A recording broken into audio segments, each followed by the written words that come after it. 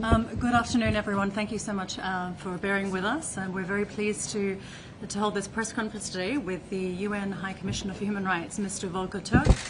As you know, the High Commissioner has been in Lebanon. He's just concluded his visit to the country. During his visit, he's met with the President, the Prime Minister, the President of the Lebanese National Assembly, and the Minister of Social Affairs and the Minister of Justice. And he's also met with victims of the conflict, including those that have been internally displaced or who have been affected by hostilities.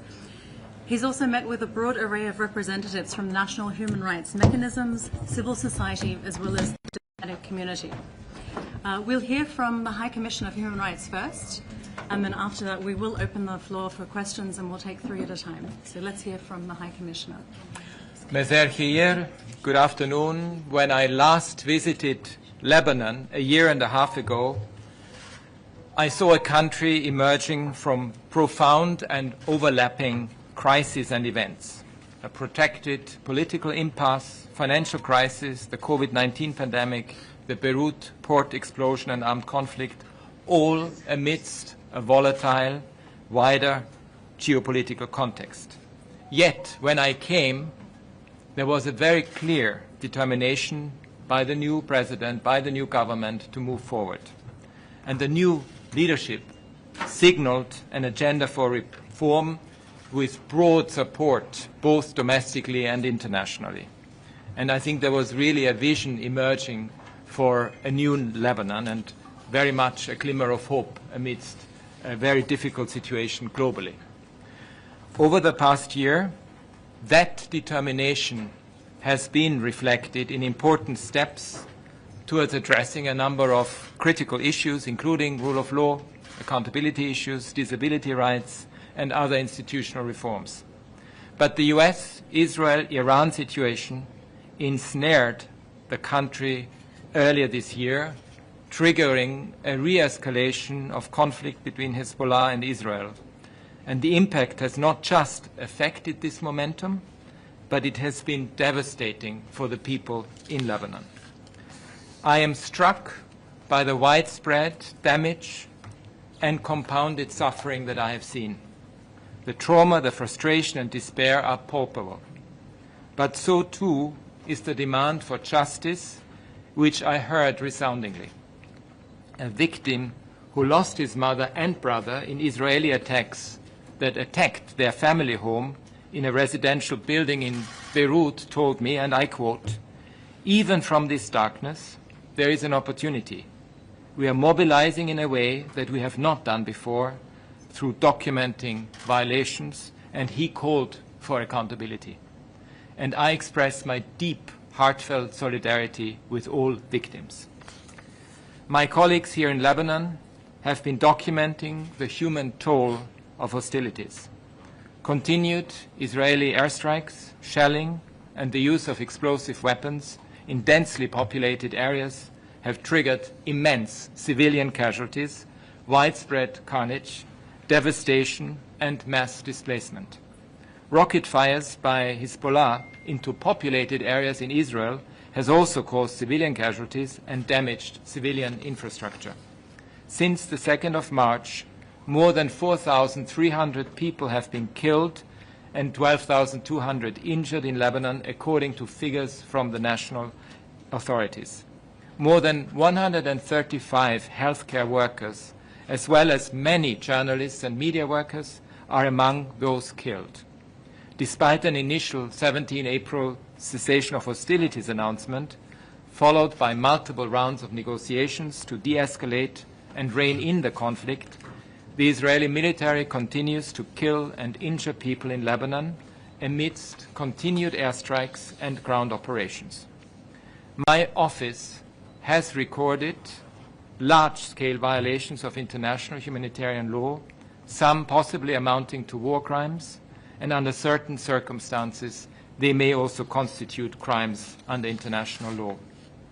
With the Minister of Social Affairs, I visited a school that has been repurposed as a shelter, hosting around 1,000 victims of conflict. This is the second or third cycle of displacement for many. Some told me they attempted to return home last week only to discover that their villages had been destroyed. I heard how entire villages south of the Litani River have been razed or rendered uninhabitable as Israeli strikes and ongoing demolitions have flattened homes, schools, healthcare facilities, water distribution networks, electricity infrastructure, places of worship, and agricultural land.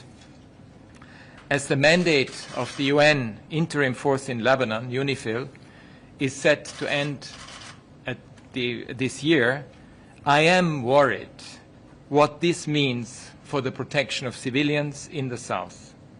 And I hope that this dimension, the protection of civilian dimension, will be taken into account in any future configuration. Israeli forces continue to occupy significant Lebanese territory in the south, and I'm concerned that the overall conduct resulting in large-scale displacement and denial of returns could amount to international crimes. I announced an impartial and independent assessment mission in June, as agreed with the government of Lebanon, and this mission has already deployed to Lebanon, and its members are currently on the ground collecting information and evidence on alleged violations and abuses of international human rights law and violations of international humanitarian law committed by the parties to the conflict in the country since the 2nd of March. Lebanon's dynamic civil society plays a central role and is also engaged in responding to and documenting the impact of the conflict. They highlighted, apart from the conflict, they also highlighted a number of human rights issues, and in particular the need for further progress in protecting the rights of marginalized groups, including refugees, migrants, LGBTIQ+ people, and people with disabilities, and in particular emphasized the need to combat discrimination against them. I heard heartbreaking accounts of the experiences faced by displaced victims of conflict, in particular people with disabilities, who face difficulties in evacuating to safety and accessing shelters. While Lebanon has made important progress, including in ratifying the Convention on the Rights of Persons with Disabilities, the implementation remains challenging. And I also hope for more progress on the decriminalization of same-sex relationships. In a few days, families of the victims of the Beirut port explosion will commemorate the 6th year since this tragic event. Justice needs to be delivered for victims and those responsible held to account. Ongoing, much welcome reform efforts to advance judicial independence and the rule of law will be critical to strengthen the trust in state institutions. Conditions in prison and detention centers in Lebanon require urgent attention. I welcome the draft law to abolish the death penalty, building on the long-standing moratorium in the country, and I encourage its swift adoption by the Parliament. This will make Lebanon the first country in the region to do so. Recovery and reconstruction are not simply a logistics exercise. The relationship between the states and all its citizens needs to be strengthened to address perceptions of division and exclusion, and this was a concern relayed to me in particular by victims from the south. The social contract will need to be rebuilt, where all communities in Lebanon are respected in their dignity and human rights, and where the state is able to protect their rights and provide the services, safety and security they need. This also means full empowerment of the Lebanese state with full respect for its sovereignty and territorial integrity without external interference. I warmly thank the government of Lebanon for hosting my visit, and my office and my colleagues here on the ground remain ready to support Lebanon in the promotion and protection of human rights for all. Shukran. Thank you, High Commissioner. And as the High Commissioner was speaking about our colleagues here, we're also joined by Mr. Mazen Shapura, who's head of the UN Human Rights Regional Office here in Lebanon. So we'll take questions. We'll take 3 at a time. And just a reminder that interpretation is also available, simultaneous interpretation. So So we'll open the floor for questions, and as I mentioned, we'll take 3 at a time. And if we go over to, we'll just ask you to state your name and your media organization. Go ahead. Hello, I'm Katia Chamou from the National News Agency. What concrete action can you take beyond documentation? We know that your office has repeatedly documented violations against civilians in Lebanon. And we know that this report did not stop these violations. So what kind of action can you take? Okay. Let's open it up for another question.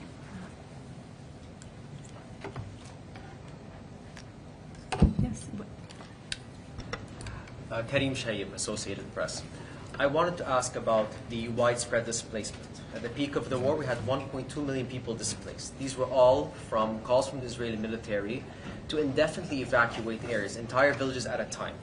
How is this interpreted under IHL? The Israeli military says this is a humanitarian act to prevent civilian suffering, but Human Rights Watch and other groups have said this, in fact, is against IHL. How do you interpret it, given that you have been able to document the wide-scale displacement and met with a lot of these families? Thank you, Karim. Any other questions before we go around for the first set of responses? Yes, please, go ahead. Hello, as a UN representative, how can you secure accountability regarding what happened in the South?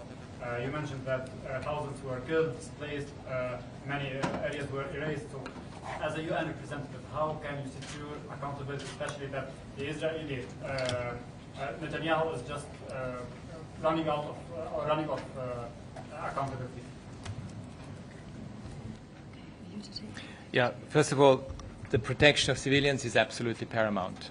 And it is obviously, first and foremost, the responsibilities of those who stage war, in particular, this case, what we have seen over the last couple of months, Israel, but also Hezbollah. They need to respect international humanitarian law and international human rights law.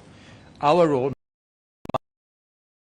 my office's role is to continue monitoring, documenting, and reporting. We don't have enforcement powers. That's not within the mandate that is given to the United Nations.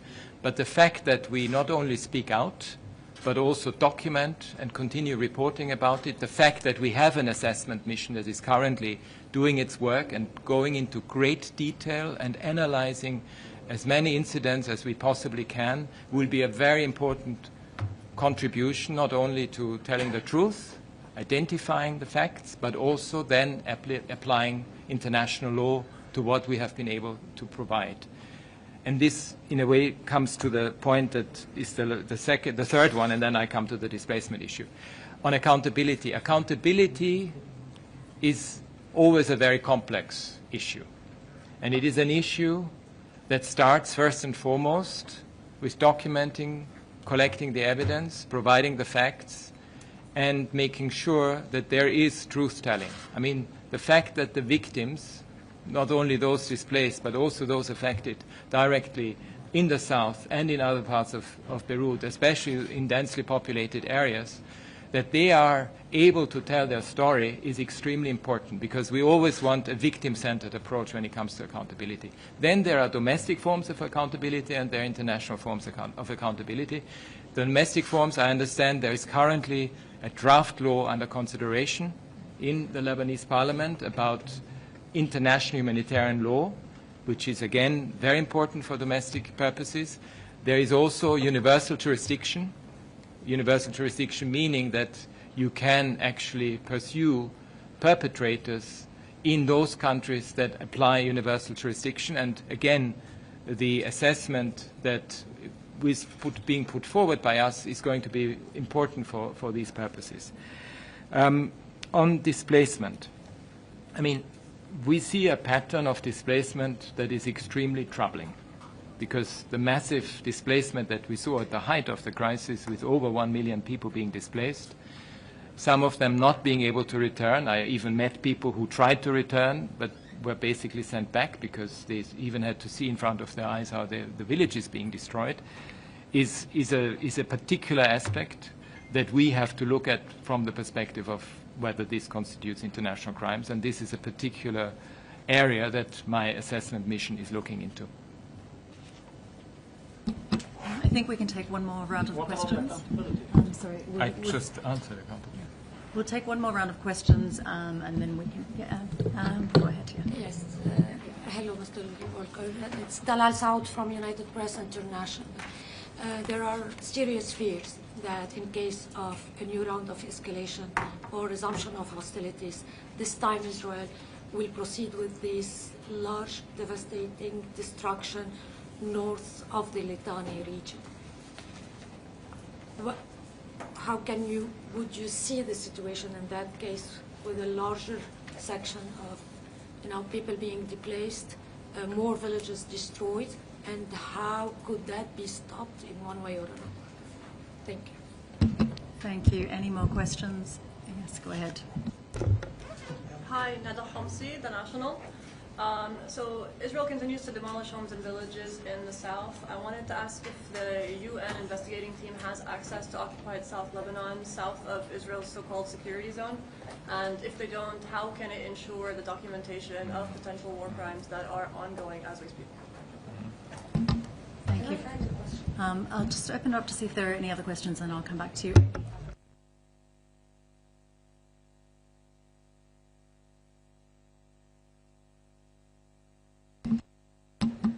Okay, we can go to your follow-up question.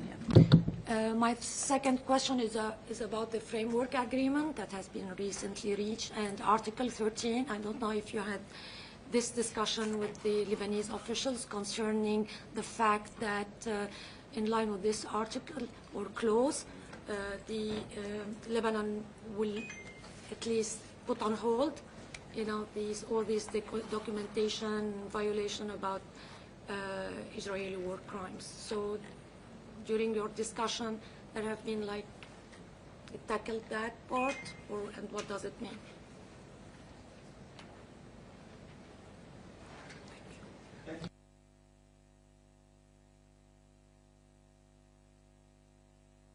Look, on the first one, obviously, with all the ongoing negotiations that are taking place, and there will be ones that are going to take place in Rome, I think on the 4th of August, very important ones.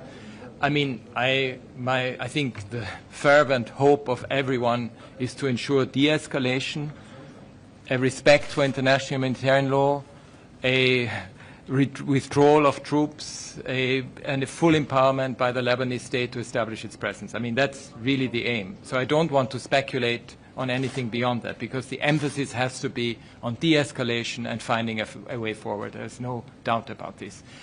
It is very important that my office is able to assess the situation from the 2nd of March until the end of July, and my office will continue monitoring what is happening inside the country, and that in and of itself has hopefully some preventive effect as well.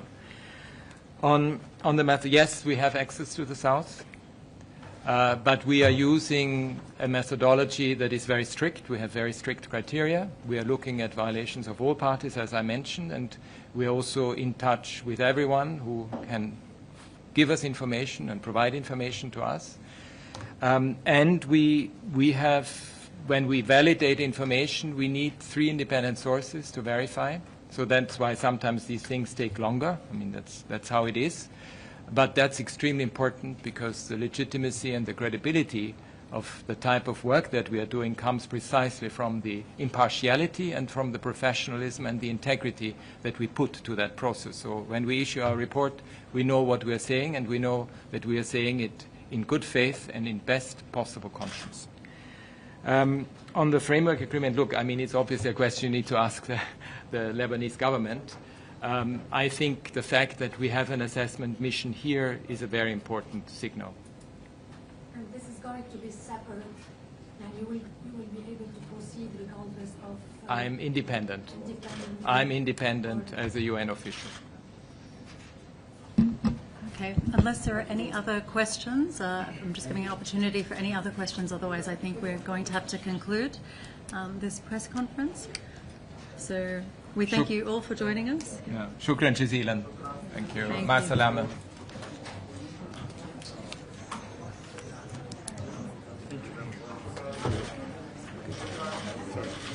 We are going...